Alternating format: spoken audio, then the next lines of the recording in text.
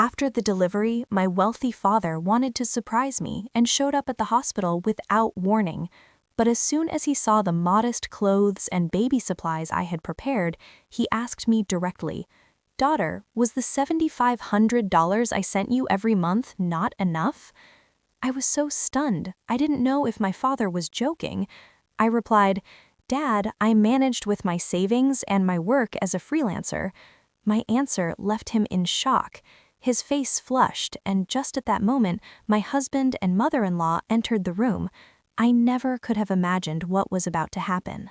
The smell of disinfectant and the stale air were the first sensations that greeted Diana upon waking. She opened her eyes slowly. The room felt strange, yet at the same time it conveyed a sense of relief. The pain throughout her body, especially in her lower abdomen, was still sharp. However, that suffering was instantly replaced by an immense peace when she turned her head to the side. Inside a simple, transparent plastic bassinet lay a small creature, still flushed and wrinkled, her son. The tears of emotion started flowing again. She touched his tiny cheek with the pad of her index finger. She felt that all the pain of the hours of labor had been rewarded many times over. Diana adjusted the slightly crooked shawl over her shoulders. She had chosen a shared room for 3 people at this county general hospital, not for lack of options, but because it was the most sensible decision for her and her husband's financial situation. The room had 4 beds, although at that moment only hers and another in a corner were occupied. A ceiling fan turned slowly, emitting a monotonous squeak, but it was enough to mitigate the heat. She looked at her baby again. A light blue wool blanket bought at a thrift store a few months ago enveloped his small body. Diana smiled. She remembered how her mother-in-law, Gloria, had scoffed when she showed it to her. "Diana, why do you buy these cheap trinkets? They'll irritate the baby's skin. You're too stingy. How can you be so raggedy with your own child?" Diana's heart sank. Raggedy. She was only trying to be realistic. Her husband Tyler was just an office worker at a private firm. His salary barely covered the day-to-day expenses in a major city. To pay for the delivery and buy the baby's things, Diana had worked tirelessly. Since her 6th month of pregnancy, she had started taking on commissions as a freelance graphic designer. She worked late into the night, often until her back was stiff and her eyes burned. She saved every penny. She repressed cravings for expensive takeout. She held back her envy when her friends showed off designer bags or new clothes, all for her son. She wanted to prove to herself and to Gloria that she could be a good mother without being a burden to her husband Tyler. Diana sighed. Her husband was a good man, but too submissive to his mother. Whenever Diana complained about Gloria's attitude, Tyler would just say, "Be patient, sweetheart. Mom's just like that. She's an older person. You have to understand her." Never defended her. And when it came to money, he always handed his paycheck over to Gloria to manage. Diana was only given a small amount for daily expenses, which often wasn't enough. "I'm gonna have to take on more work," she told him one day. Tyler just nodded. "Sure, if you can do it, go ahead, but don't forget your obligations as a wife." Diana snapped out of her thoughts when the room door opened with a creak. A nurse entered with a kind smile. "You're awake, Mrs. Diana. How are you feeling? Can you sit up?" she asked while checking the IV. "I'm fine, thank you. Still a little sore, but very happy," Diana replied in a hoarse voice. "The baby is very healthy and gorgeous, 7 pounds and 19 inches. Perfect," the nurse praised her. "You've been strong, Mrs. Diana. You came to all your checkups and prepared everything yourself. Your husband told me you even took care of all the paperwork. You're very independent." Diana just offered a faint smile. She had been forced to be. Just as she was about to ask when her husband would return, the door opened again. This time it wasn't a nurse, nor was it Tyler or Gloria. Diana's heart hammered. A tall, well-built figure dressed in an expensive silk shirt stood in the doorway. His face, with its firm, authoritative features, looked somewhat tired, but his eyes were fixed on her. "Dad," Diana whispered in disbelief. It was Mr. Lawrence Blackwell, her father. When he entered, the small shared room suddenly seemed much more suffocating. The scent of his pricey cologne overpowered the disinfectant. Mr. Blackwell was a magnate, the owner of a business conglomerate with an intricate network of ventures. Diana was his only daughter, but she had chosen a modest life by marrying Tyler, a decision that initially met with her father's fierce opposition. Their relationship had cooled. Diana was too proud to ask, and Mr. Blackwell was too busy to inquire. "Dad, how did you know I was here?" Diana asked, trying to sit up. The pain in her abdomen flared again. "I'm still your father, Diana," Mr. Blackwell said in his deep, grave voice. He did not approach Diana's bed, but directed his gaze toward the baby's bassinet. His assistant, who stood behind him, held a huge basket of exotic fruits. Mr. Blackwell approached the bassinet and contemplated his first grandchild. His hardened face gradually softened. "It's a boy," he murmured. "Yes, Dad, it's your grandson," Diana said proudly. Mr. Blackwell extended a finger and touched the small hand peeking out from the blanket, but the smile that had formed on his face gradually vanished. His eyes scanned the room, the chipped iron bed, the squeaking fan, and the light blue wool blanket that wrapped his grandson. "You're in a room like this?" His voice was expressionless. "Yes, Dad, it's a shared room. As long as it's clean, it's enough," Diana replied, starting to feel uncomfortable. "And what is this blanket? Why is it so coarse?" he asked again, this time with more severity in his voice. I bought it at the thrift store, Dad. It's good quality. I washed it well." Mr. Blackwell fell silent. His face tightened. He stared intently at his daughter. In his eyes was a contained fury. "Diana," he called her, softly but firmly, "I came unannounced to surprise you. I thought you would be in a VVIP suite. I believed you would give our grandson the best." "Dad, Mr. Blackwell interrupted her by raising a hand. "But what do I see? The baby's clothes are modest, the blanket is cheap, and your room is this." He took a deep breath. "Daughter, was the $7,500 I sent you every month not enough?" Diana's world seemed to stop. $7,500? Every month? She let out a small, nervous, forced laugh. "Dad, what are you talking about? Are you joking? $7,500? "Joking," Mr. Blackwell's voice rose an octave. "I never joke about money, and much less when it concerns my only daughter." Diana's heart raced. She searched his father's gaze for any hint of a lie, but only found sincere fury. "Dad, I never sent you that money. I covered all the expenses and my needs with my savings and the money I earned as a freelancer." Silence fell. It seemed even the ceiling fan had stopped squeaking. Mr. Blackwell stared at her with wide eyes. His face, previously pale with fatigue, was now red with anger, not embarrassment, but a growing fury. Now he understood. Why did his daughter look so thin and exhausted? Why was her grandson wrapped in a cheap blanket? "Freelance work? Your savings?" Mr. Blackwell growled. Just then, the room door opened again. Gloria's shrill laughter was heard before she even entered. "Oh, Tyler, the things you do. You'll buy me another designer bag later, right? As long as the color matches, I'm good." Gloria and Tyler entered the room. Their laughter stopped abruptly. Their hands were laden with bags from luxury boutiques. Gloria's eyes, which had been sparkling a second ago, were now petrified by the sight of Mr. Blackwell, who stood like a god of wrath next to Diana's bed. The resulting silence was deafening.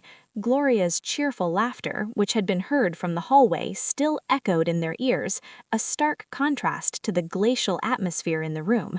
Gloria froze in the doorway, her hands clutching several paper bags with famous brand names. Beside him, Tyler, Diana's husband, looked like a deer caught in the headlights. His face was paper white, and the bags he carried nearly fell from his hands. Diana looked at them, then at the bags. A red leather handbag, obviously worth several thousand, peeked out of one of the bags Gloria held, and then Diana looked at her baby's modest blanket. Something in her head began to throb painfully. Mr. Blackwell did not move. He simply fixed them with a gaze so piercing it seemed capable of flaying them alive. His anger was so dense it felt like a suffocating heat filling the small room. Gloria was the first to break the silence. Her instinct to take control of the situation immediately activated. She quickly dropped the bags on the floor outside the room and forced a smile, a grimace. "Well, Mr. Blackwell, what a surprise. You're here already? You could have given us a heads up. Oh, finally, you've come to meet your grandson." She greeted him in the sweetest voice she could muster, acting as if nothing was wrong. Tyler also stammered, "Yes, Dad. Excuse us, we just arrived. We stepped out for a quick bite." He quickly hid the bags he was carrying behind his back, a gesture as useless as it was ridiculous. Mr. Blackwell did not respond to their greetings. His gaze did not leave Tyler and Gloria's faces. "A quick bite, huh?" he sneered. "From what I see, you had your meal at a luxury boutique." Gloria instantly felt cornered, but tried to disguise it.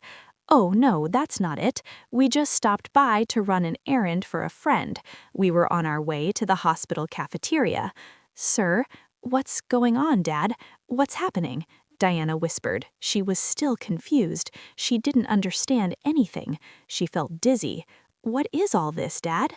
Mr. Blackwell ignored Diana, taking a step forward. His imposing figure made Tyler and Gloria instinctively recoil. "I will ask you one more time," Mr. Blackwell said in a low, dangerous voice. "Mrs. Gloria, where is the $7,500 a month I gave you for my daughter?" This time, Diana didn't laugh. Instead, the confusion in her eyes gradually transformed into horror. She looked at her husband, searching for an answer. Tyler swallowed hard. A bead of sweat the size of a chickpea began to slide down his temple. He looked at his mother, pleading for help. Gloria quickly stepped forward. Her false kindness had transformed into a feigned expression of sorrow. She even placed a hand on her chest as if she were shocked. "What money, Mr. Blackwell? $7,500? My goodness, that's a lot of money," she exclaimed. "We have no idea what you're talking about. On the contrary, sir, we are the ones who have had a hard time." "Hard time?" Mr. Blackwell repeated. "Yes, sir," Gloria exclaimed. Now her tone had become accusatory. "It's just that Diana is a spendthrift. You don't know your daughter's true colors. Since she married my Tyler, you wouldn't believe how much money she spends. The money Tyler gives her is never enough. She's always demanding things. They're pregnancy cravings, but funny enough, all her cravings are super expensive." Diana felt breathless. "Mother-in-law, when have I ever asked you for anything expensive?" she protested. Her voice was weak, but it trembled with indignation. "I haven't asked for anything." "Oh, don't play innocent, Diana," Gloria retorted bitterly. "You asked for those weird designer maternity clothes. You asked for food from expensive restaurants. My Tyler was climbing the walls. We've had to tighten our belts to cover your whims." That was a colossal lie. Diana remembered perfectly. She only had 3 maternity outfits, all bought at the thrift store, and as for food, she often had to go hungry because Gloria cooked just enough, saying they had to save money. "Mother-in-law, that's a lie," Diana exclaimed, her eyes filling with tears. "When have I ever wasted money? On the contrary, I contributed to the household expenses with the money I earned working on my own. All these baby items I bought with my own money. You even called me stingy for buying a cheap blanket. See, there it is. You worked on your own. Of course you did. I bet you blew that money on your own cravings without giving your husband a dime." Gloria counterattacked, feeling a sense of superiority as she saw Diana cry. "See, Mr. Blackwell, you ask her politely and she starts crying. What a crybaby. Tyler, look at your wife." Tyler merely kept his head bowed, not daring to look at Diana or, of course, his father-in-law. Diana shook her head vehemently. Tears streamed down her cheeks. "Dad, it's not true. Believe me, please." Mr. Blackwell looked at his daughter crying on the bed, and then at Gloria standing arrogantly, her face full of lies. His fury had reached its limit. "Enough," he growled. His voice wasn't loud, but it made the room reverberate. Gloria instantly fell silent. Mr. Blackwell focused his attention on Tyler. "I am not talking to your mother. I'm talking to you as my daughter's husband." Tyler slightly raised his head, his lips trembling. "Yes, Dad. For 3 years of marriage, on the first day of every month, I transferred $7,500 to your bank account. I did it to your account on purpose, not Diana's, because I thought you, as the head of the family, would manage that money for my daughter's happiness." Diana felt as if her heart was being squeezed. $7,500 for 3 years, every month. She felt dizzy. It was an astronomical sum. "I didn't tell Diana on purpose," Mr. Blackwell continued. "I wanted my daughter to feel that her husband was taking good care of her, that she was living comfortably. But what do I see today?" Mr. Blackwell pointed at the baby's blanket. "My daughter gives birth in a shared room, and my grandson is wrapped in a cheap rag. Meanwhile, you," he pointed to the shopping bags outside the room, "have just come back from treating yourselves." "Dad, it's a misunderstanding," Tyler stammered. "That money, we used it for—" "Used it for what?" Mr. Blackwell pressed. "For the household expenses, Dad. The mortgage, the car payment." "The house?" Mr. Blackwell let out a sarcastic laugh. "The house you live in is in your mother's name. And the car? Since when can a mere office worker like you afford a luxury car on payments?" Gloria saw the situation was getting ugly. "Well, but it's also our money, Mr. Blackwell. Tyler's money counts too. It's normal that he use it for the family and for his mother too. So, you took the money that should have been for my daughter and used it for your own benefit. Meanwhile, my pregnant daughter was working late into the night." "Isn't that right, Diana?" Tyler excused himself. "Diana wanted to work. She said she was bored at home." "Bored?" Diana repeated softly. Her heart was broken. "I worked because the money you gave me was never enough. I worked because your mother wouldn't even give me money to buy vitamins." Tension again seized the room.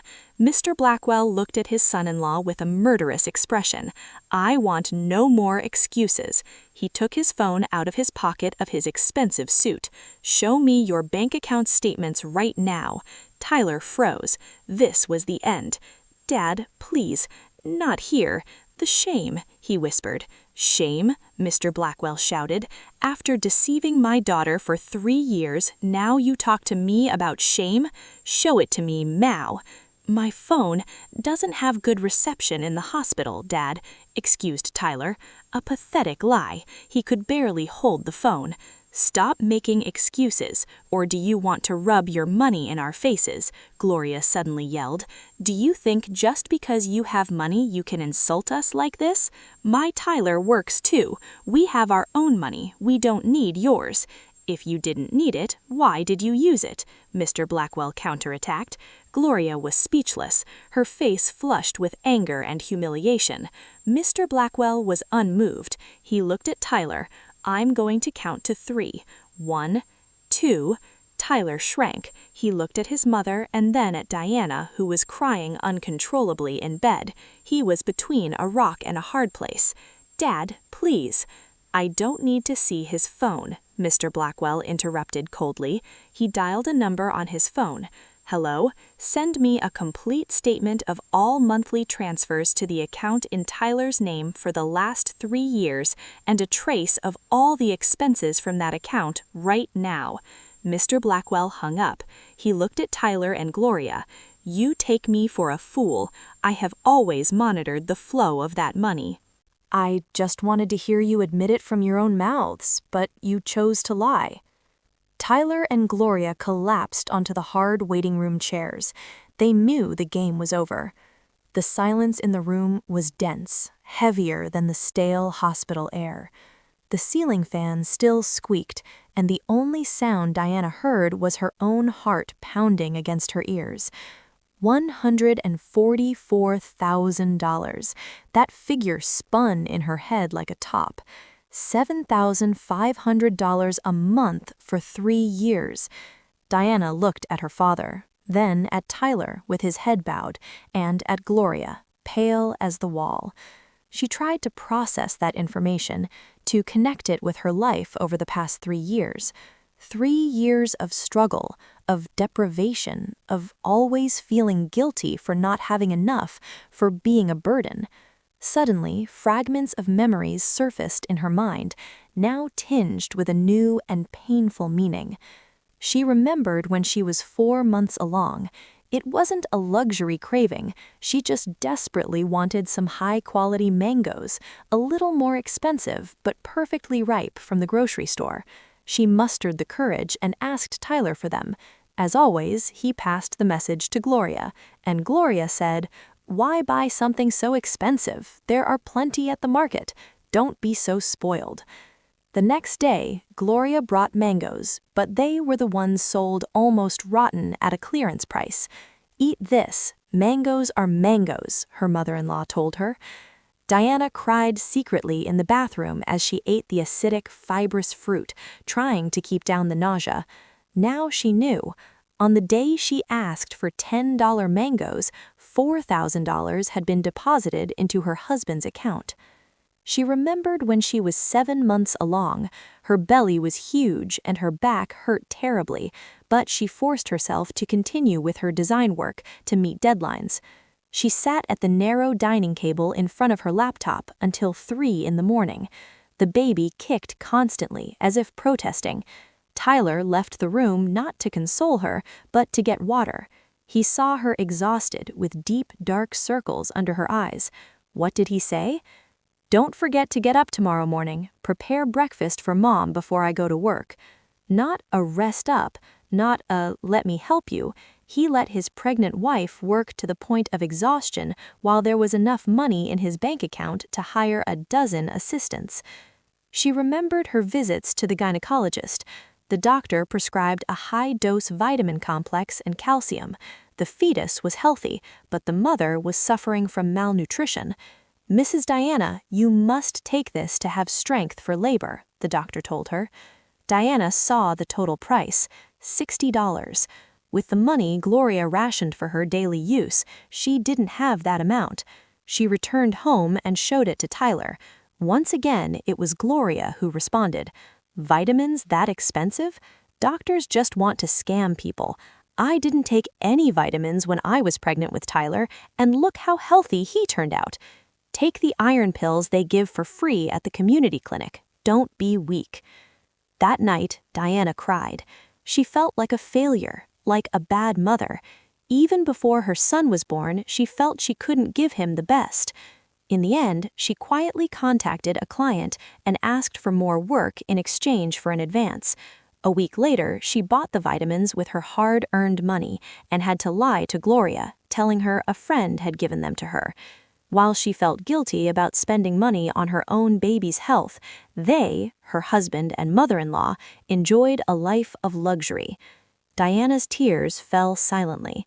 They were no longer tears of sadness. They were tears of rage, of regret, of realizing how incredibly naive she had been. "Diana, sweetheart," Tyler's trembling voice broke her thoughts. He tried to hold her hand. Diana sharply pulled it away. "Don't touch me," she growled. Ping. Mr. Blackwell's phone rang. A notification. 2 emails and messages cascaded in. His assistant had been quick. Mr. Blackwell didn't need to open his laptop. The wide screen of his phone displayed all the information he needed. His face remained calm, but his eyes burned. "Your account statement is fascinating," Mr. Blackwell said. Tyler bowed his head even lower. "Let's see," Mr. Blackwell continued, his voice serene but lethal. "Last month, deposit of $7,500 from me on the first day. On the 4th day, card payment at a luxury restaurant, $300. Oh, that must have been a splendid dinner." Gloria looked nervous. "On the 7th day," Mr. Blackwell continued, "payment at the fancy boutique, $2,500. He looked up from the phone, staring directly at Gloria. I suppose this is the handbag you were showing off at your social gatherings, the one you said Tyler bought with the sweat of his brow. Gloria flinched. Sir, have you been spying on us? No need to spy, Mr. Blackwell replied coldly. I simply protect my assets, and my daughter is my most valuable asset, one you both have abused. Mr. Blackwell looked back at the screen. And 3 months ago, deposit of $7,500. The following week, down payment for a red sports sedan in Tyler's name. Diana's eyes widened. A car? The red car you said was a company vehicle? Tyler stammered. It was a bonus, Diana, a company bonus. A bonus, he says. Mr. Blackwell let out a dry laugh. Your company doesn't give bonuses that generous, Tyler. I know your exact salary, and I know your company's results. This money right here, he tapped the phone screen, is my daughter's money. It is enough, Gloria suddenly stood up. She couldn't take it anymore. Her face, previously pale, was now red with rage. So what? What does it matter? It's Tyler's right. He's my son. It's normal for a son to take care of his mother, to buy her gifts. Taking care of his mother with money stolen from his wife? Asked Mr. Blackwell acidly. Stolen from whom? Gloria retorted fiercely. It's her husband's money. It's his right. Besides, you yourself transferred it to Tyler's account, didn't you? Well then, it belongs to Tyler, not Diana. If it really was for her, why didn't you deposit it into her account? Because I trusted, Mr. Blackwell growled. I trusted a husband would fulfill his responsibility. I was wrong. Yes, you were wrong, Gloria exclaimed, feeling victorious. So that money was already ours by right. If we bought handbags, cars, or remodeled the house with it, it's our business. You have no right to interfere. Remodeled the house? Diana recalled. 2 months ago, their house had been completely renovated. The kitchen was expanded, and a new air conditioner and a private bathroom were installed in Gloria's room. Diana had to sleep in the narrow living room for a month. Gloria said she had won money in a lottery. Diana's heart shattered. She looked at her husband. Is what your mother's saying true? You thought it was your right? Tyler didn't have the courage to answer. He could only cry.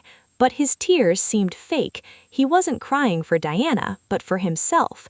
Suddenly, Tyler fell to his knees, not before Diana, but before Mr. Blackwell. He crawled and tried to grab his father-in-law's feet. Dad, forgive me. I was wrong. My mother forced me. Dad, I promise I'll change. I'll pay the money back. But please don't get me fired. Please don't call the police. Diana watched him, stunned.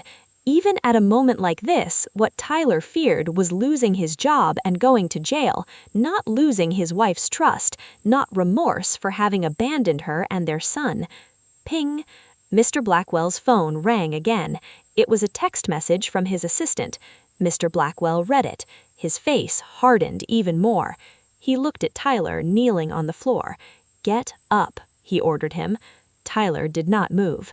I said, get up, Mr. Blackwell shouted. Tyler jumped up, startled. Mr. Blackwell looked at him. My assistant just sent me the asset tracking report. You've been smarter than I thought. Not only have you spent the money, but you've used it to buy assets in your name. Gloria froze. The red sports sedan is fully paid for and in Tyler's name, and the house you live in. Mr. Blackwell looked at Gloria. The mortgage was backed by the bank, and you used the money I sent you to settle the renovation loan. You didn't just steal, you laundered the money. Mr. Blackwell turned around. He was no longer looking at his daughter's husband and mother-in-law.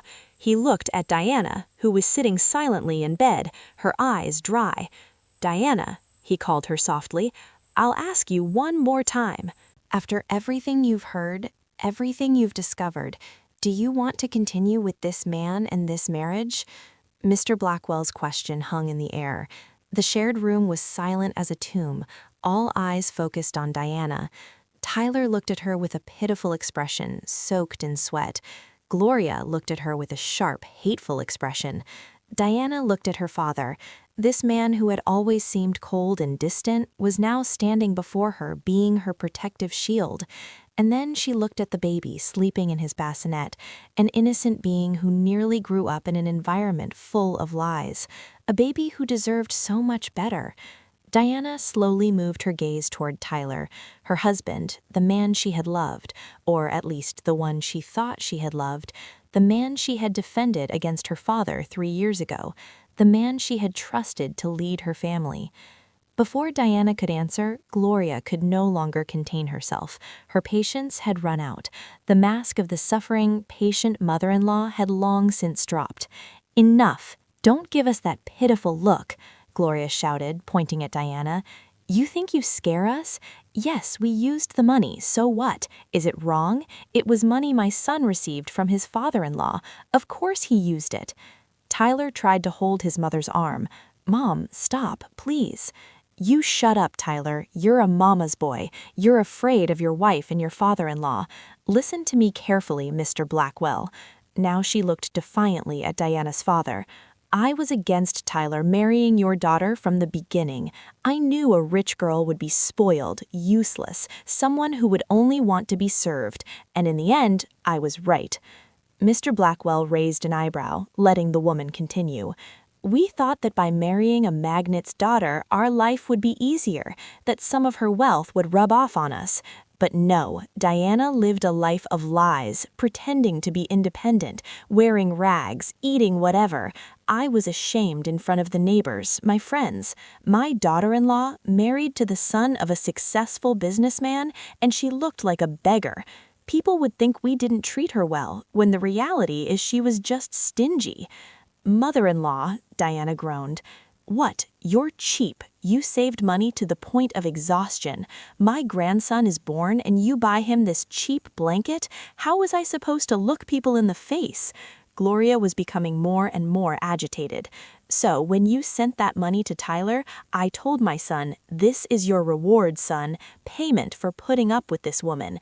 And of course, we used it. We enjoyed it. We bought good things so people would stop looking down on us, so I could show off at my gatherings that my son was a successful man, even if his wife looked like she was homeless." Every word that came out of Gloria's mouth was a dagger stabbing Diana's heart. Naive, beggar, stingy, spoiled, homeless. "And you, Diana," Gloria pointed at her again, "you're stupid. With the good husband you have, an obedient man, why did you insist on working so hard for what?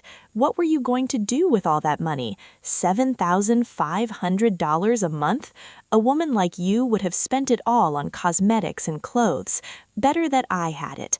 I bought gold. I invested in luxury handbags. That's an investment. Their value keeps going up. Much better than letting the money go to waste in your hands." The hate-filled monologue finally ended. Gloria gasped, her chest heaving. She seemed satisfied to have vomited all her bile. A brief silence.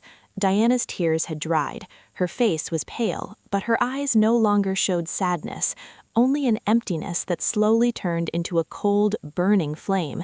She ignored Gloria. She didn't even look at her. She focused all her attention on Tyler, her husband, who was trembling, standing between her and her mother.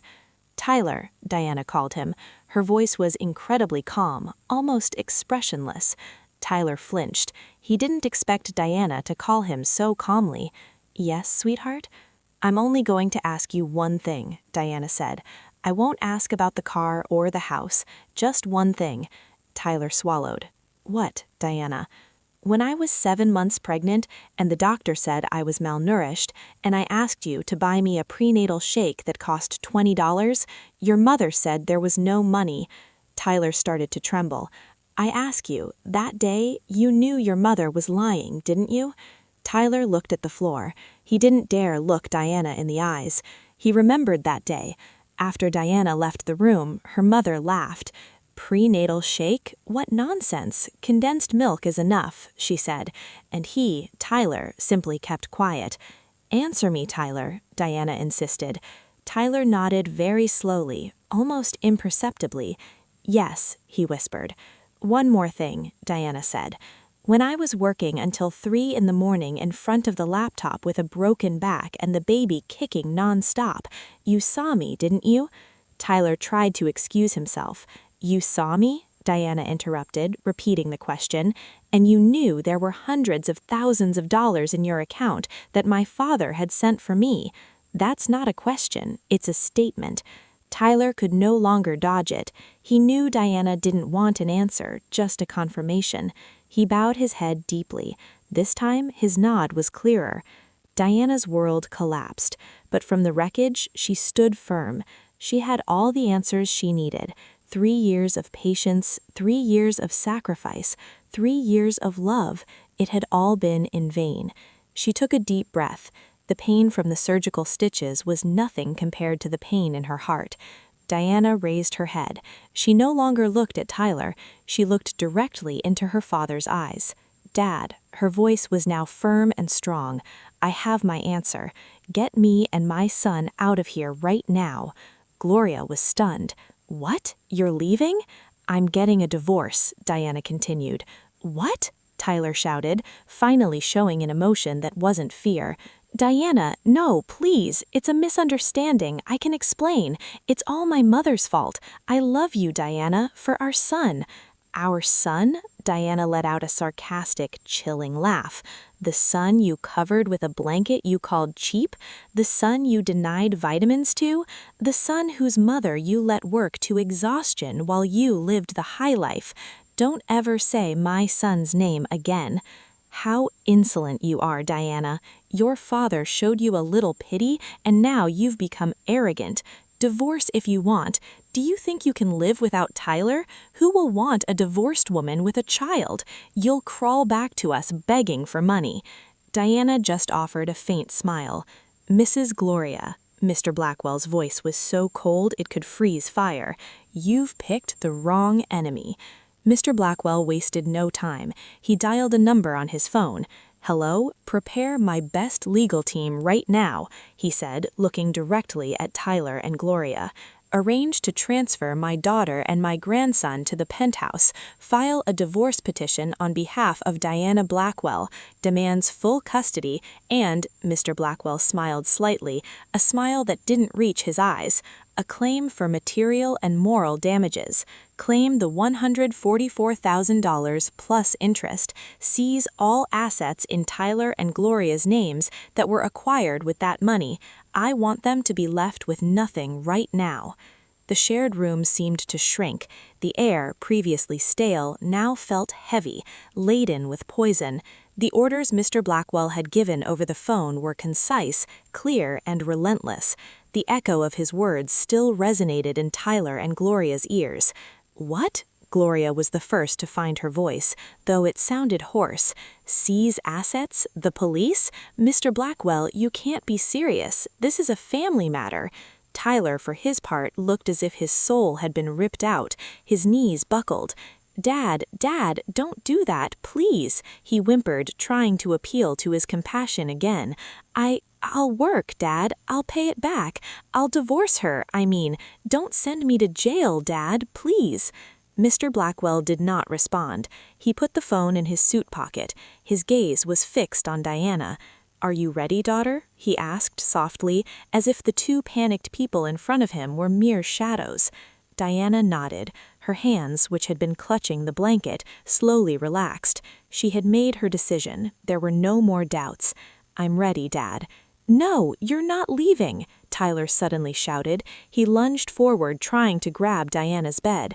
Diana, listen to me. It's all my mother's fault. She poisoned my mind. I love you, Diana, for our son. Before Tyler's hand could touch the edge of the bed, his body was intercepted by Mr. Blackwell's personal assistant, a stout man in a black suit who had remained silent by the door.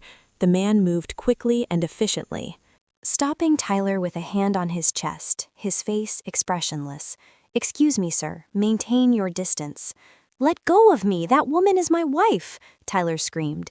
She is no longer your wife, Mr. Blackwell declared.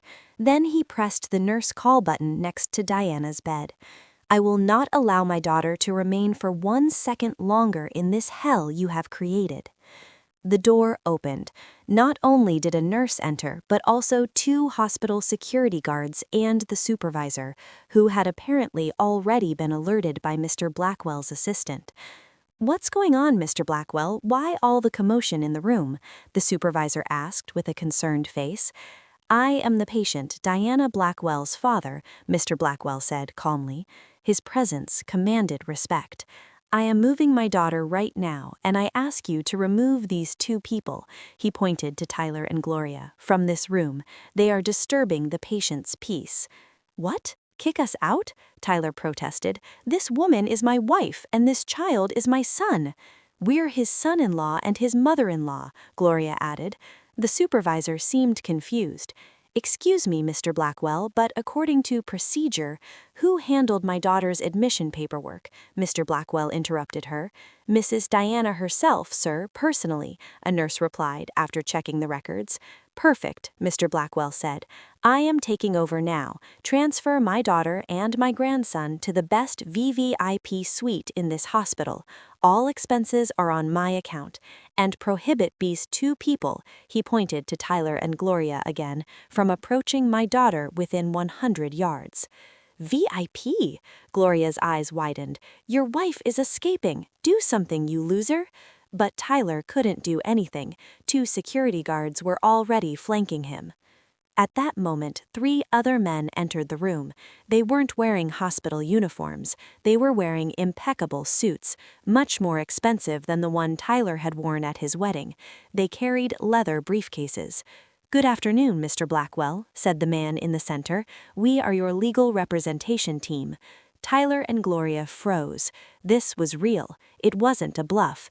The lawyer ignored the couple and addressed Mr. Blackwell directly. "All the documentation is ready, sir.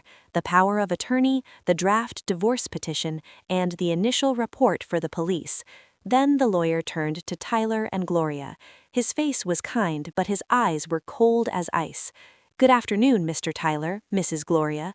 I represent our client, Mr. Blackwell, and the soon-to-be Mrs. Diana." I don't want a divorce," Tyler said in a panic. "That choice is no longer in your hands, Mr. Tyler," the lawyer replied calmly. "You currently have 2 options. I recommend you listen carefully." While the lawyer spoke, the hospital staff moved quickly. A wheelchair for Diana arrived. A VVIP bassinet with a softer, more appropriate cashmere blanket was brought in by a dedicated nurse. Diana, with the help of the nurse, slowly sat up and for the first time cradled her son with a sense of relief. "The first option," the lawyer said, breaking the silence. His voice was calm. "You sign these documents, an acknowledgement of having received and used the $144,000, a divorce agreement, the cession of full custody to Mrs. Diana, and the transfer of ownership of the red sedan and the house as the first payment for the return of those funds." "What? Not our house!" Gloria shouted. "It's in my name." "A house renovated and paid for with money that didn't belong to you, Mrs. Gloria," the lawyer corrected her. "If you cooperate and sign everything today, our client might, and I repeat, might, have the leniency not to file criminal charges for embezzlement and money laundering." Tyler looked at his mother terrified. Jail, that word echoed in his ears. "And the second option," Tyler whispered, his voice barely audible. "The second option," the lawyer's smile vanished, "is that you refuse. We will file the civil lawsuit this same afternoon and simultaneously the criminal complaint with the police. The transfer receipts, the recording of your confession from a moment ago," he pointed to Mr. Blackwell's phone, "and your bank statements are more than enough. We guarantee you won't win. You will lose everything, and most importantly, you will spend a good time behind bars. Choose." Gloria trembled. Her face, previously red with anger, was now pale as paper. Her arrogance had evaporated. Only fear remained. In the midst of the chaos, Diana was already in the wheelchair, hugging her baby, ready to leave. Mr. Blackwell was by her side. His assistant was pushing the chair. As they crossed the threshold, Tyler made one last desperate move. He broke free from the guards and fell to his knees on the floor. "Diana," he cried uncontrollably. "Sweetheart, don't leave. I'm sorry. I made a mistake. I'll kiss your feet. Please don't leave me." Diana motioned for the assistant to stop. Tyler looked at her with hopeful eyes. "Diana." Diana looked at her husband's face, the face she once loved, now bathed in crocodile tears. She felt nothing, no compassion, no love, only exhaustion. Slowly, Diana looked straight ahead. "Move forward," she ordered the assistant softly. The wheelchair started moving again, leaving behind Tyler kneeling in the hallway, and Gloria collapsed in a chair staring stunned at the stack of legal documents in the lawyer's hands. The elevator doors at the end of the hallway opened. Diana entered with her father without looking back. Tyler's desperate cry was the last thing she heard before the elevator doors closed, carrying her toward her new life. The silence inside the spacious VVIP elevator, smelling of expensive cleaning products, was absolute.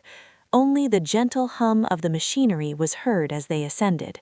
Diana leaned her head against the back of the wheelchair. She closed her eyes for a moment. Her embrace around the small baby in her lap tightened. She could feel her son's tiny heartbeat, rhythmic and calm, a contrast to the storm she had just left behind. Mr. Blackwell was by her side, with a protective hand on the back of the wheelchair. He said nothing. He knew his daughter needed time. The elevator doors opened, not to a normal hallway, but directly into a luxurious private lobby on the top floor. That VVIP suite looked more like a five-star hotel. Thick carpets, wood-paneled walls, and warm lighting. Another head nurse was already waiting. "Welcome, Mrs. Diana. Mr. Blackwell, the room is ready." They were led to the room. Diana held her breath. It was huge. It had a separate living area, a comfortable velvet sofa, and a state-of-the-art motorized patient bed. But what caught her attention most was the gigantic floor-to-ceiling window, offering a panoramic view of the city. The sunset sky was already starting to turn orange. In a corner of the room was a beautiful solid wood crib, perfectly equipped with premium baby items, all in their original packaging, a world apart from the plastic bassinet and the thrift store blanket. "Rest, ma'am, I'll help you move the baby," the nurse said gently. Diana hesitated for a moment. She didn't want to let go of her son. Mr. Blackwell seemed to understand. "Let me hold him," and carefully Mr. Blackwell took his first grandson from Diana's arms. The man, who had always seemed so cold, looked a little clumsy, but his eyes radiated immense tenderness. "Hello, little champion, welcome to the family," he whispered to the baby. It was at that moment, seeing her father holding her son in that safe, luxurious room, that all the tension Diana had repressed for hours, or perhaps years, finally erupted. Diana's shoulders began to shake. A sob escaped her lips, then another. She covered her face with her hands, and her crying turned into a torrent. She cried. It was not the crying of pain or rage from the other room. It was a crying of relief, a crying that washed away all the wounds, all the lies, all the humiliation she had swallowed over the last 3 years. She cried for her own stupidity, she cried for her lost years, and she cried for the fact that she was finally free. Mr. Blackwell quickly handed the baby to the nurse and knelt beside Diana's wheelchair. He hugged his daughter tightly. "Cry, daughter, let it all out. It's over now. It's all finished." "Dad, I'm sorry," Diana sobbed against her father's shoulder. "I was so foolish." "Shh," Mr. Blackwell interrupted her. "You're not foolish. You're just too good, and they took advantage of your goodness. From now on, no one will ever hurt you again, I promise." Meanwhile, in the shared room downstairs, the scene was very different. Tyler's desperate cries in the hallway did not stop the lawyers. They re-entered the room where Gloria was still sitting rigid. Tyler stumbled in after them. His gait was weak, his eyes were vacant.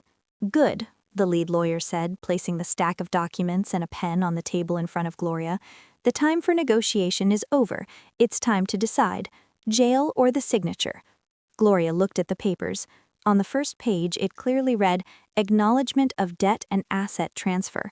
Her eyes widened at the figure of $144,000. "This is robbery," she growled.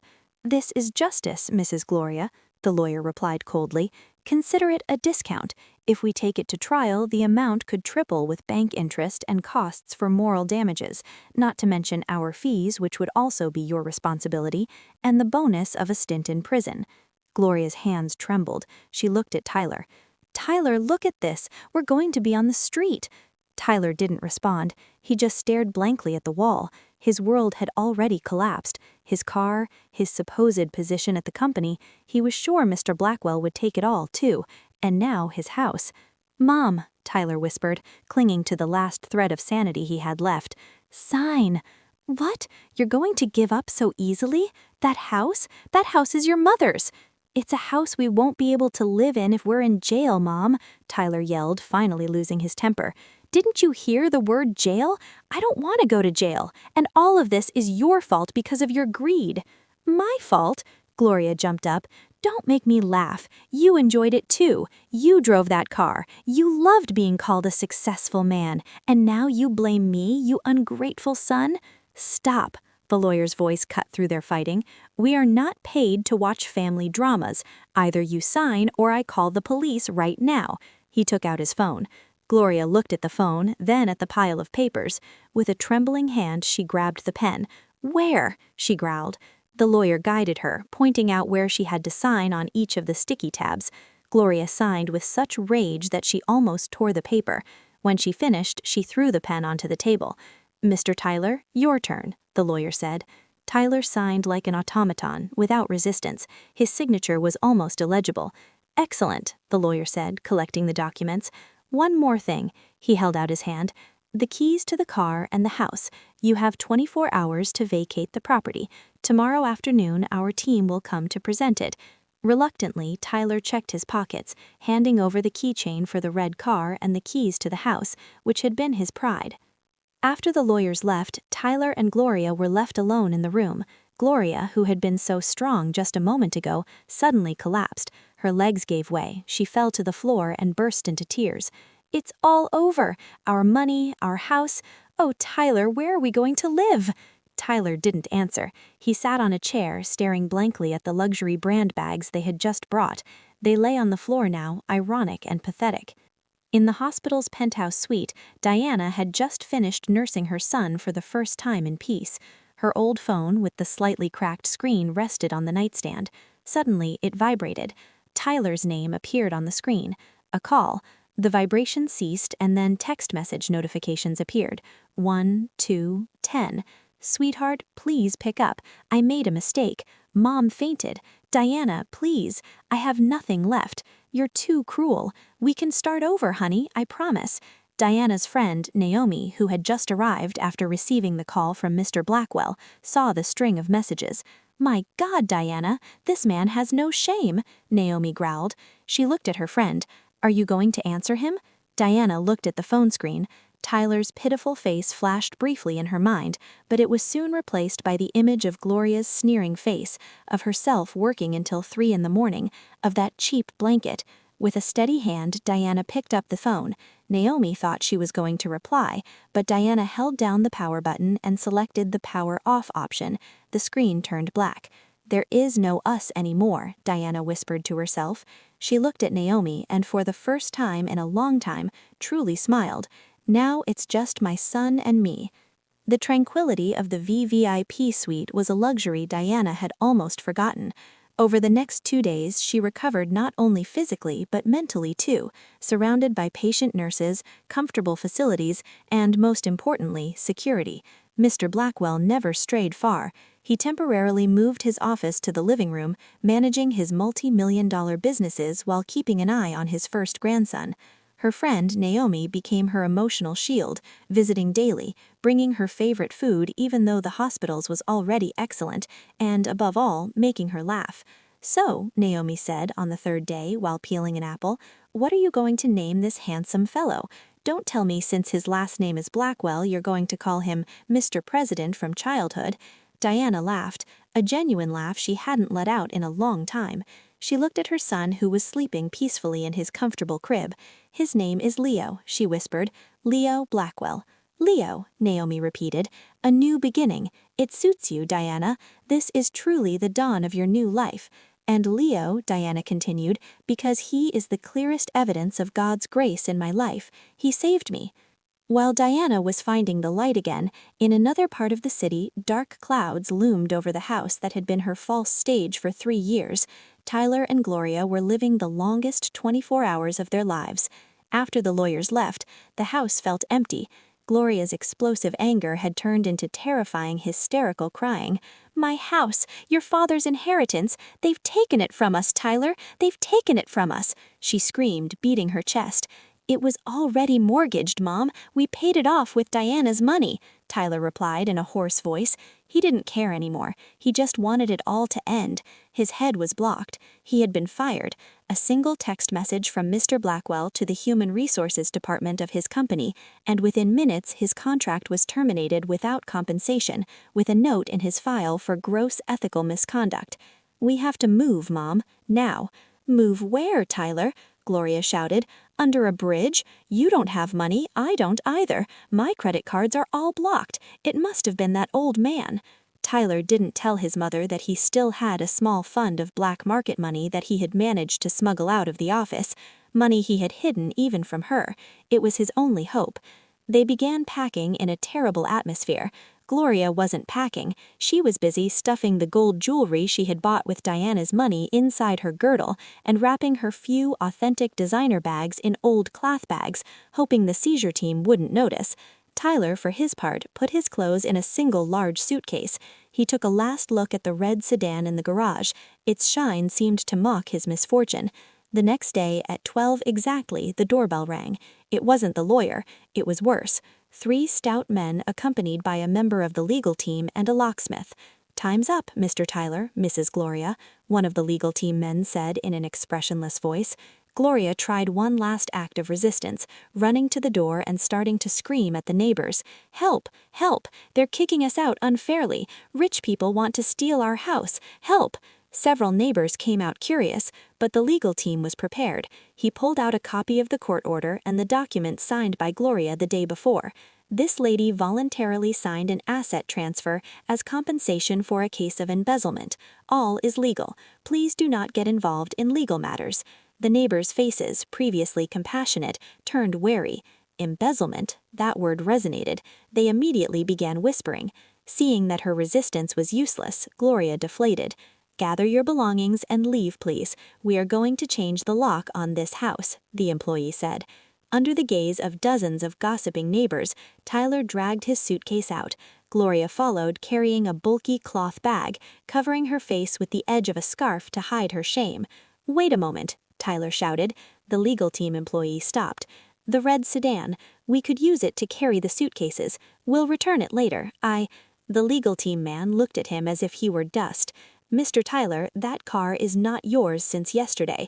It is a seized asset. Leave. He pointed towards the main street. Tyler bowed his head, walked to the end of the street, and hailed an old taxi. He put the suitcase in and helped his mother, who was still crying, get in. Where are we going, Tyler? Gloria sobbed inside the taxi. To a boarding house near the train tracks, Tyler replied quietly. It's the only thing I can afford with what we have left. As the taxi drove away, the locksmith began his work. The sound of the drill breaking the old lock was heartbreaking. Click. The door closed. The new lock was set.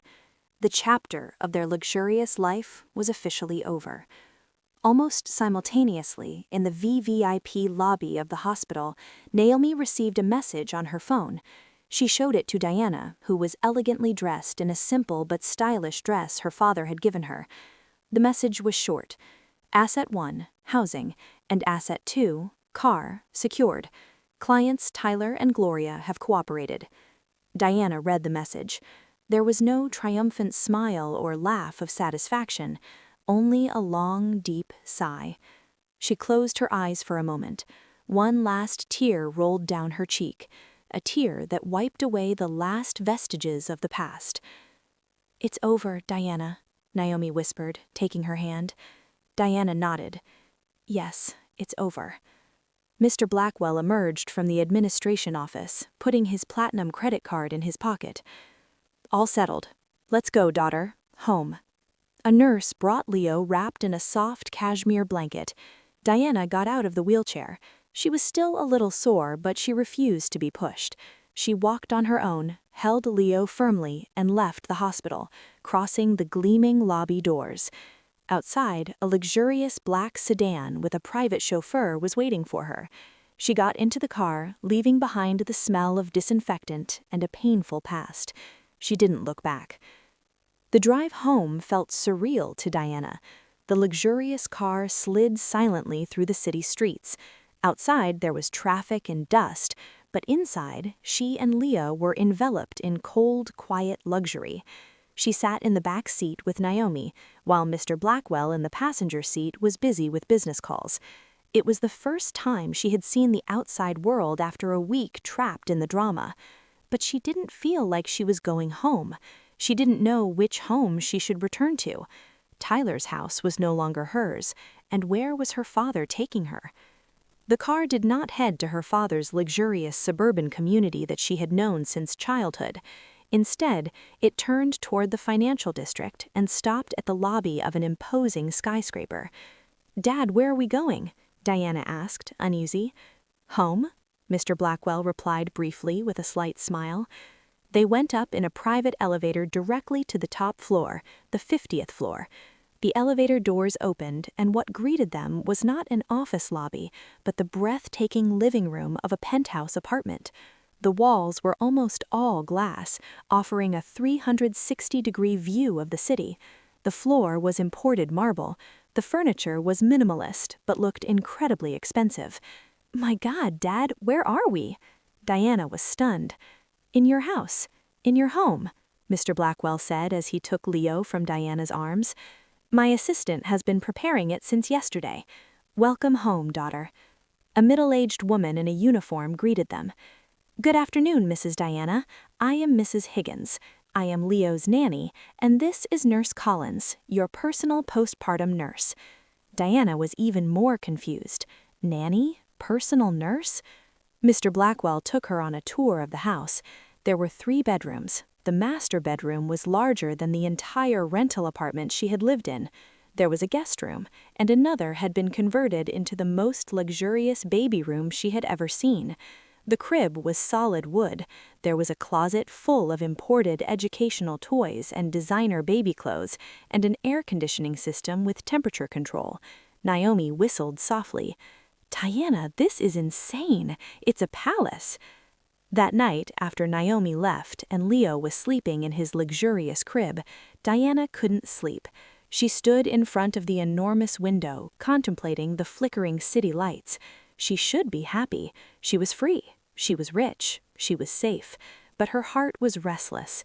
She felt small. She felt she had just moved from one prison to another. Before, the narrow prison of Tyler and Gloria. Now, her father's golden cage. She hadn't done anything to deserve this. She was just her father's daughter. The next morning, after a breakfast prepared by her father's personal chef, Diana went to her father's study in the penthouse. "Dad," she called him softly. Mr. Blackwell looked up from a pile of papers. "Yes, daughter. Do you need something? Don't you like the food?" "No, Dad." Diana took a deep breath. "Thank you. Thank you for everything. For Leo, for this place. I don't know what to say." "You don't have to say anything," Mr. Blackwell said gently. "All of this is your right, one that is long overdue." "But I can't live like this, Dad," Diana said. Mr. Blackwell's brow furrowed. "What do you mean you can't live like this? Like this? Being served, pampered, being a burden to you again? I'm not a child anymore, Dad. I'm a mother." Diana looked her father directly in the eyes. "I don't want to be a parasite." Mr. Blackwell's face, previously soft, hardened. "Parasite? What do you mean?" "Before, I was a parasite in Tyler and Gloria's house, even though I worked, and now I feel like a parasite here. I don't want to live on your compassion," Diana said firmly. "I want to stand on my 2 feet." Mr. Blackwell was silent. He looked at his daughter, searching for hesitation in her eyes, but what he found was the same spark he had, the spark of a fighter.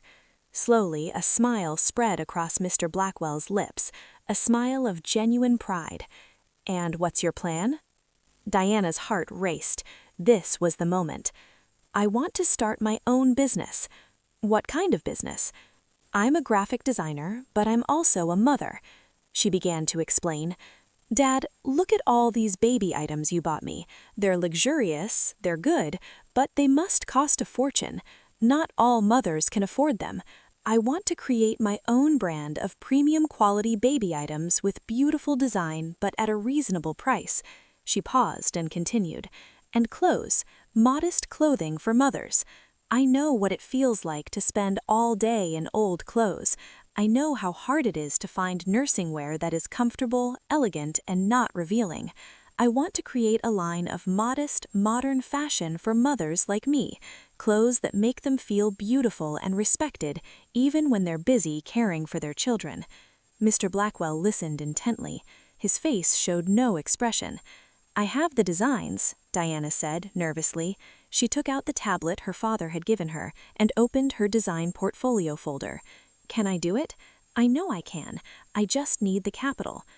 When Diana finished, Mr. Blackwell leaned back in his chair. "Agreed. It's a good plan. The market for modest fashion and baby items never dies." "Are you serious, Dad?" Diana asked, hopeful.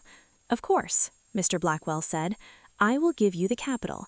But," her father continued, "not as a gift. I'll give it to you as a business loan. Prepare a proper business plan, calculate the production costs, marketing, expected profits, present it to me, and if it's viable, I'll transfer the funds." Diana's face, already shining, lit up even more. This was what she wanted. Not a gift, not compassion, but a challenge, trust. "I'll prepare the business plan right away, Dad, right now." "Good. Bring in Naomi. Make her your manager. She's a smart and loyal girl. I'll give you access to my company's branding team for advice." Mr. Blackwell stood up. "That's my daughter." Almost simultaneously, in a boarding house near the train tracks, Tyler awoke. The smell of sewage and the roar of a train shook his senses. Gloria was snoring on a mat beside him. Only an old, noisy fan was spinning. Tyler grabbed his phone. No messages or calls. He opened the bank app. Remaining balance, $300, enough to pay this month's boarding house rent and buy cheap food. There was an email notification from the Human Resources Department of his former company, a wrongful termination letter. He was now officially unemployed with a bad history. Tyler threw the phone onto the thin mattress. He stared blankly at the spiderweb-filled ceiling. He had nothing left. Back in the penthouse, Diana was on a video call with Naomi. "Naomi, do you want to be the chief executive officer of our company?" Diana exclaimed excitedly. "What? CEO? Of what company? You just gave birth, Diana." Naomi laughed from the other end. "Of our company. I'm serious. My father will give us the capital. We're going to create our brand, Blackwell Apparel." Naomi silenced, then grinned from ear to ear. "Ready for the job, Director?" Diana laughed, hung up, and looked at Leo, who was sleeping in his luxurious crib. "We're going to start, son," she whispered. She was no longer the weak Diana. She was Diana Blackwell, mother and future businesswoman. 6 months passed. For Diana, they were 6 months in a fog filled with diapers, meetings, business plans, sleepless nights for Leo, and sleepless nights designing. For Tyler and Gloria, they were 6 months of a slow descent into hell. The boarding house Tyler had rented with the black market money he had left was a 10 by 13-foot cubicle near the train tracks. There was no air conditioning. A small window, when opened, let in the stench of a clogged sewer. The thin plywood walls let them hear every conversation, every fight, every sigh from the next room. Every 30 minutes, day and night, a train passed, making the whole building shake. Gloria, who was once the queen of social gatherings, was now a shadow of herself. Her gold jewelry hidden in her girdle was sold one by one to buy food. Accustomed to being served, she now had to use a shared bathroom at the end of the hallway and do laundry by hand. That day, she sat in front of her room door next to the smelly sewer and began to scrub Tyler's sweaty clothes in a bucket with cheap detergent.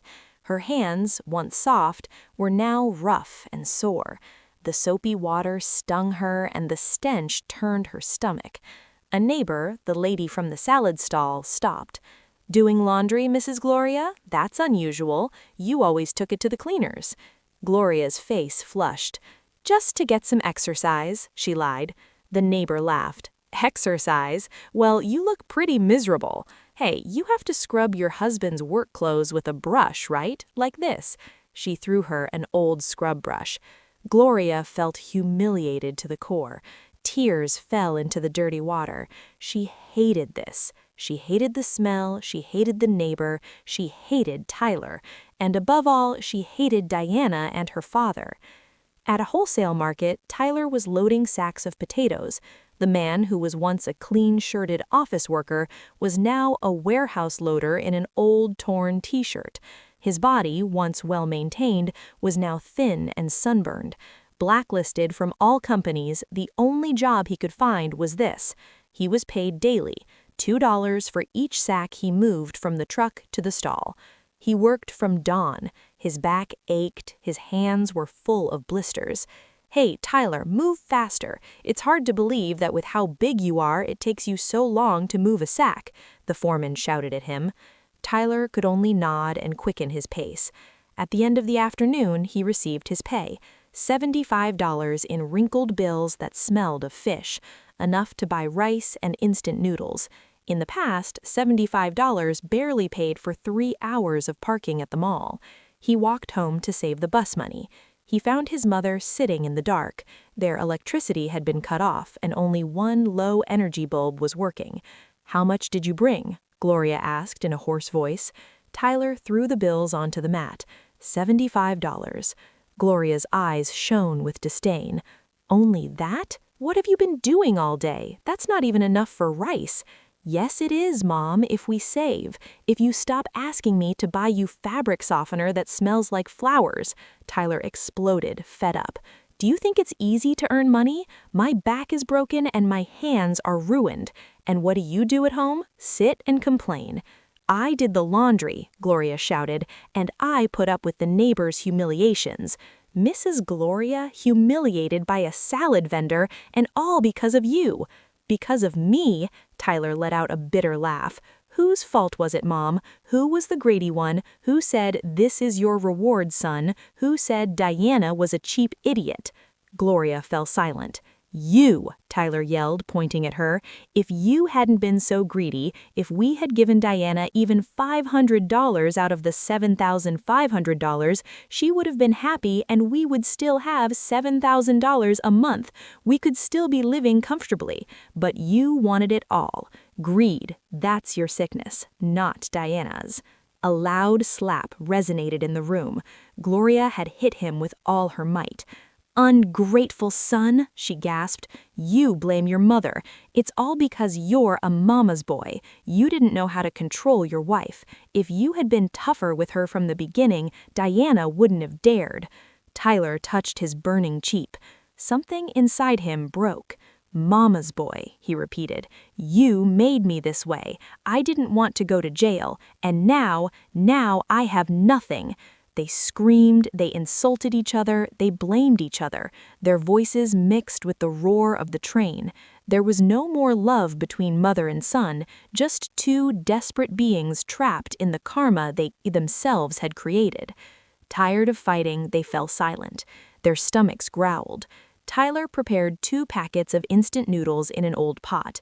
No egg, no vegetables, just noodles and the powder packet. They ate in silence. Suddenly, their attention focused on the room's only entertainment, an old 14-inch tube television they had bought for $20. Local news was on with a segment about young entrepreneurs. "And our next inspiring figure is Miss Diana Blackwell," the presenter said. Tyler and Gloria froze with their spoons in the air. Diana's face appeared on the screen. She looked different. She was still beautiful, but now she radiated a distinct aura. She wore a stylish blouse and a matching dusty pink scarf. She stood in front of a large, luxurious store with a big sign that read Blackwell Apparel. "Yes, thank you." Diana's voice sounded clear and confident on the television. Blackwell Apparel was born from my dream of offering comfortable, elegant, and modest clothing for young mothers. The camera showed the inside of the store, packed with high society clients clamoring for the clothing and premium baby items. And to celebrate the opening of our first store, Diana continued, smiling at the camera, we will be donating 10% of this month's profits to an orphanage. Crash. Gloria had thrown her bowl of noodles at the old tube television. The screen flickered and went black. Ceramic shards and noodle broth scattered across the floor. "Shameless!" Gloria screamed, her voice again surpassing the noise of the train. "She's showing off her wealth over our suffering. That witch!" Tyler didn't move. He stared blankly at the now black television screen. In his reflection, he saw his own face, haggard, thin, defeated, completely defeated. A year had passed from that day at the hospital. For those who build dreams, time flies. The penthouse, once strange, had become a warm home for Diana and Leo. Under the tutelage of Mr. Blackwell, a strict but fair business mentor, Blackwell Apparel grew at a dizzying pace. Diana's business plan had been brilliant. She didn't just sell clothes, she sold a story, a community. She built a brand image that understood young mothers. The quality was premium, but the prices remained accessible to the middle class. The result was explosive. In 1 year, Blackwell Apparel opened stores in 5 luxury malls and established a production workshop that employed dozens of local seamstresses. Today was a special day, Leo's first birthday and Blackwell Apparel's first anniversary, but the celebration didn't take place in a luxury hotel. True to her promise, Diana celebrated it elsewhere, a humble but clean community orphanage on the outskirts of the city. The orphanage court was decorated with balloons. Dozens of orphaned children sat neatly, their eyes shining at the sight of the gift boxes and a huge birthday cake. Leo, who was already crawling, laughed happily in his grandfather, Mr. Blackwell's lap. Diana climbed onto a small stage, dressed in a simple but elegant white dress from her latest collection. Her face was serene and radiant. "Hello, everyone," she said in a soft voice. "Today, I'm not here as the CEO of Blackwell Apparel. I'm here as Diana, a mother and a daughter." She smiled at her father. "A year ago, my son Leo was born, and his birth was a new dawn in my life. He taught me the meaning of strength. I want Leo to learn that true happiness doesn't lie in how much we own, but in how much we can share. That's why, in gratitude for his first birthday and for Blackwell Apparel's first year, my father and I have decided to fund the complete renovation of this orphanage and establish a foundation to guarantee the schooling expenses of all these children until they finish high school." A thunderous applause erupted. The orphanage director, a nun, cried with emotion. The children screamed of joy. Mr. Blackwell, with Leo in his arms, clapped the loudest. He looked at his daughter with misty eyes. Not only had she succeeded, she had become a great person. As Diana descended from the stage and picked up Leo, the phone Naomi held vibrated. Naomi looked at it and approached Diana. "Diana," she whispered amid the bustle, "there's news." Diana turned. "What news, Naomi?" Naomi hesitated for a moment. "Karma news." Diana browed. Naomi showed her the phone screen. There were 2 messages. The first was from her father's legal team. An arrest has been made at a small courier company. Tyler has been detained for embezzling $2,000 in company funds. He is currently in police custody. $2,000? Diana smiled bitterly. Before, it was hundreds of thousands. Now he had fallen for $2,000? With no skills other than fraud, Tyler had tried to repeat his crime on a smaller, clumsier scale, and he had been caught.